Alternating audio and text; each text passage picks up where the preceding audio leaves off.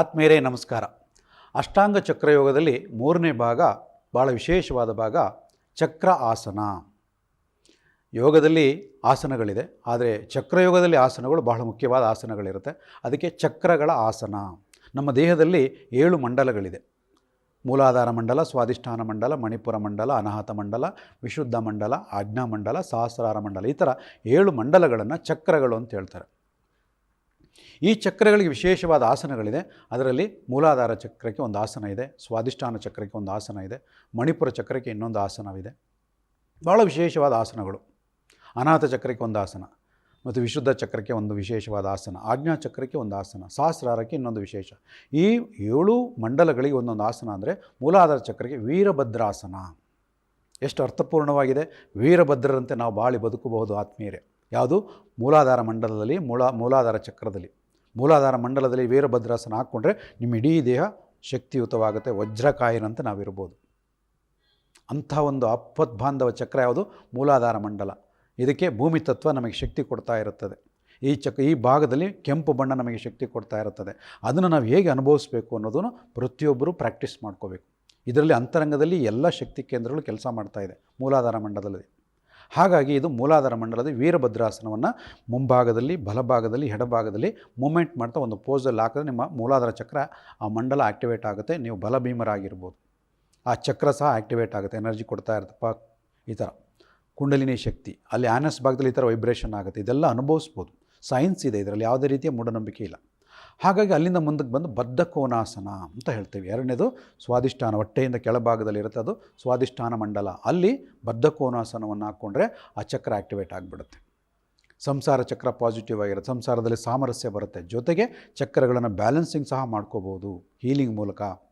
ಆಸನಗಳ ಜೊತೆಗೆ ಹೀಲಿಂಗ್ ಆಗಬೇಕು. ಹಾಗೆ ಆ ಚಕ್ರಾಸನವನ್ನು ಮಾಡ್ತಾ ಮಾಡ್ತಾ ನೀವು ಬದ್ಧಕೋನಾಸನದಲ್ಲಿ ಸಾಂಸಾರಿಕ ಸಮಸ್ಯೆಗಳು ದೂರವಾಗುತ್ತೆ. ಮತ್ತು ಹೆಣ್ಣು ಮಕ್ಕಳ ಒಂದು ಆರೋಗ್ಯ ಸಮಸ್ಯೆನೂ ಪರಿಹಾರ ಮಾಡ್ಕೋದಕ್ಕೆ ಬದ್ಧಕೋನಾಸನ, ಬಟರ್ಫ್ಲೈ ಆಸನ ಅಂತ ಹೇಳ್ತೀವಿ. ಅದನ್ನು ಆ್ಯಕ್ಟಿವೇಟ್ ಮಾಡ್ಕೋಬೋದು. ಅಲ್ಲಿರುವ ಮೂತ್ರಪಿಂಡ, ಮೂತ್ರಕೋಶಗಳಲ್ಲಿ ಸುಗಮವಾಗಿ ಕೆಲಸ ಮಾಡುತ್ತೆ. ಮನಸ್ಸು ನೆಗೆಟಿವ್ ಕಡೆ ಹೋಗೋದಿಲ್ಲ, ಕೆಟ್ಟ ಆಲೋಚನೆಗಳು ಬರೋದಿಲ್ಲ, ಕೆಟ್ಟ ಒಂದು ಸಂಸಾರದಲ್ಲಿ ಮಕ್ಕಳು ಹುಟ್ಟೋದಿಲ್ಲ. ಅಂಥ ಶ್ರೇಷ್ಠವಾದ ಸಂಸಾರಕ್ಕೆ ಚಕ್ರ ಸ್ವಾಧಿಷ್ಠಾನ ಮಂಡಲ ಅಂತ ಹೇಳ್ತೀವಿ.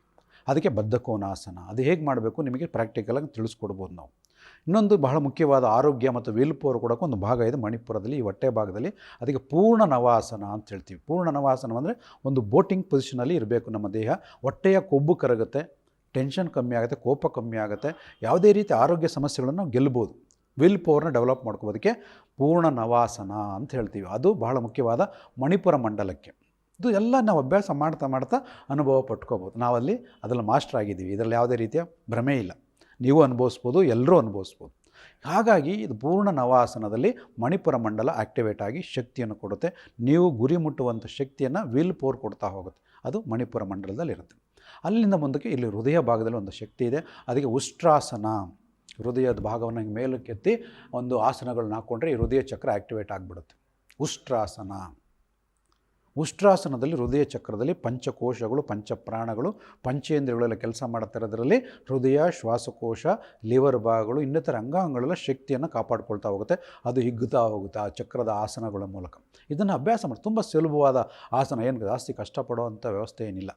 ಹಾಗಾಗಿ ಉಷ್ಟ್ರಾಸನ ಓಪನ್ ಆಯ್ತಾರೆ, ಅನಾಹತ ಚಕ್ರ ಓಪನ್ ಆಗುತ್ತೆ. ನಿಮ್ಮಲ್ಲಿ ಶಾಂತಿ, ನೆಮ್ಮದಿ, ಆನಂದ, ಪ್ರೇಮ, ಪ್ರೀತಿ ಎಲ್ಲವೂ ಉತ್ಪತ್ತಿ ಆಗ್ತಾ ಹೋಗುತ್ತೆ. ಅದಕ್ಕೆ ಹೃದಯ ಚಕ್ರ ಅನಾಹತ ಮಂಡಲ ಅಂತ ಹೇಳ್ತಾರೆ. ಇದನ್ನು ಯಾರೆಲ್ಲ ಸಾಧಿಸ್ಬೋದು? ಪ್ರತಿಯೊಬ್ಬರೂ ಸಾಧಿಸ್ಬೋದು.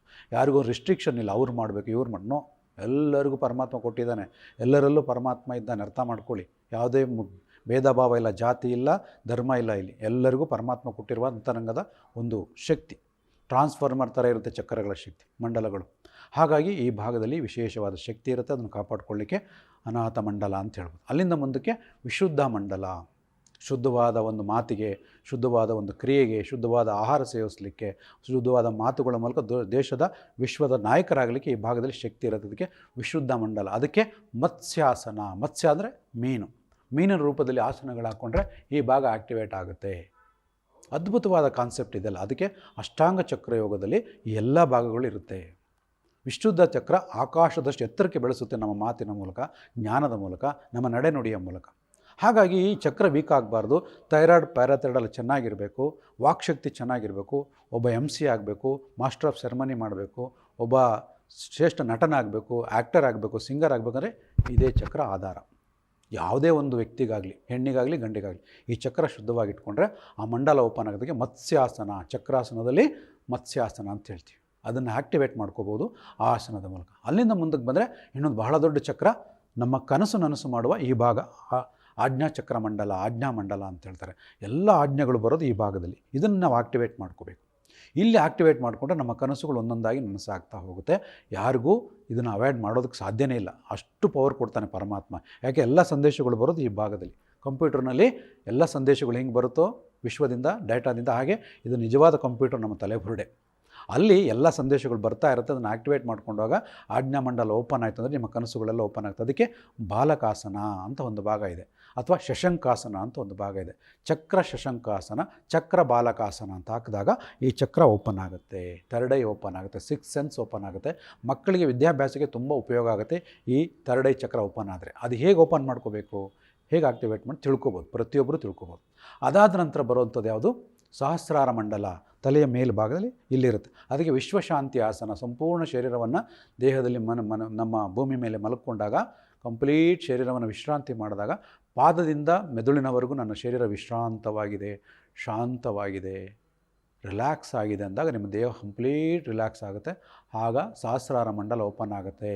ನೀವು ಶಾಂತರಾಗಿ, ಪವಿತ್ರರಾಗಿ ಈ ವಿಶ್ವಶಕ್ತಿಯನ್ನು ಪಡ್ಕೋಬೋದು. ಅದಕ್ಕೆ ಸಹಸ್ರಾರ ಮಂಡಲ ಈ ಭಾಗದಲ್ಲಿದೆ. ಆ ಶಕ್ತಿಯನ್ನು ಪಡ್ಕೊಳ್ಳುವಂಥ ವಿಧಾನ ಸಪ್ತಚಕ್ರಗಳ ಅಧ್ಯಯನ, ಅಷ್ಟಾಂಗ ಚಕ್ರ ಯೋಗ. ಇದು ಸಹಸ್ರಾರ ಮಂಡಲದಲ್ಲಿ ಈ ಶಕ್ತಿಯನ್ನು ಪ್ರತಿಯೊಬ್ಬರು ಪಡ್ಕೋಬೋದು. ಪೂಜೆಯಲ್ಲಿ ಬರುತ್ತೆ, ಧ್ಯಾನದಲ್ಲಿ ಬರುತ್ತೆ, ದೇವಸ್ಥಾನದಲ್ಲೂ ಸಹ ಈ ಶಕ್ತಿಯನ್ನು ಪಡ್ಕೊಳ್ಳಿಕ್ಕೆ ಇದು ಮೂಲ ಸ್ಥಳ. ಆ ಸ್ಥಳದಲ್ಲಿರುವ ಶಕ್ತಿಯನ್ನು ಪಡ್ಕೊಳ್ಳಿಕ್ಕೆ ಸಹಸ್ರಾರ ಮಂಡಲ ಕಾರಣವಾಗುತ್ತೆ. ಹಾಗಾಗಿ ಆತ್ಮೀಯರೇ, ಇದರಲ್ಲಿ ಅಷ್ಟಾಂಗ ಮಂಡಲದಲ್ಲಿ ಚಕ್ರಯೋಗದಲ್ಲಿ ಇದು ಆಸನ ವಿಭಾಗ. ಆಸನಗಳಲ್ಲಿ ಚಕ್ರಗಳನ್ನು ಆಸನ ಹಾಕ್ಕೊಂಡ್ರೆ ಚಕ್ರಗಳೆಲ್ಲ ತೆರೆದುಕೊಳ್ತಾ ಹೋಗುತ್ತೆ. ಇದ್ರ ಬಗ್ಗೆ ಹೆಚ್ಚಿನ ಮಾಹಿತಿ ತಿಳ್ಕೊಂಡು ನಿಮ್ಮ ಜೀವನದಲ್ಲಿ ಸಾಕ್ಷಾತ್ಕಾರ ಮಾಡ್ಕೋಬೇಕಂದ್ರೆ ಈ ಅಷ್ಟಾಂಗ ಚಕ್ರಯೋಗವನ್ನು ಸಹ ಅಭ್ಯಾಸ ಮಾಡಿ ಅಂತ ಹೇಳ್ತಾ ತಮ್ಮೆಲ್ಲರಿಗೂ ಸ್ವಾಗತ ಕೋರ್ತಾ ಇದ್ದೀನಿ. ಧನ್ಯವಾದಗಳು ವೀಕ್ಷಿಸಿದ್ದಕ್ಕೆ. ನಮಸ್ಕಾರ.